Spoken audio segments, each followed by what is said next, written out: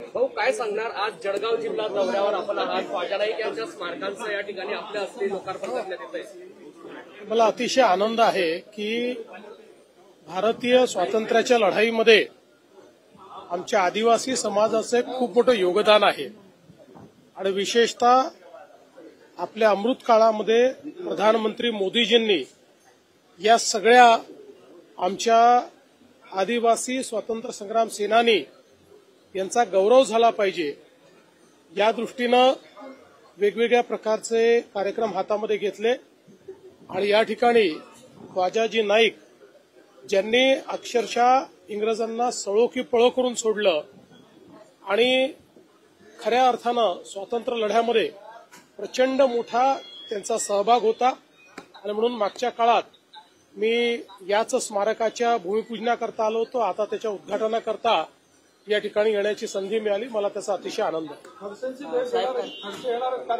मला माहिती नाही। शिवसेनेचा ब्रँड कशाला आले तर तुमचं नामोनिशान भेटून टाकेल, येताना अँब्युलन्स घेऊन जाताना नावे होऊन त्याला उलटून टाकेल।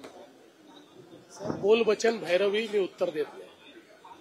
उद्धव ठाकरेंचं एक वक्तव्य आलंय, पुन्हा एकदा जे जनतेच्या मनामध्ये आहे तेच होईल, मात्र मालकाचे लोक मराठी माणसं एकत्र येण्याचा प्रयत्न करत नाही। पुन्हा सांगतो, बोल बच्चन याला मी उत्तर देत नाही। हे बोल बच्चन आहेत, याला उत्तर मी देत नाही। CEN न्यूज, देश प्रदेश की ताजा तरीन खबरों के लिए CEN न्यूज को सब्सक्राइब करें और रहें पल पल की खबर से हर पल बाखबर।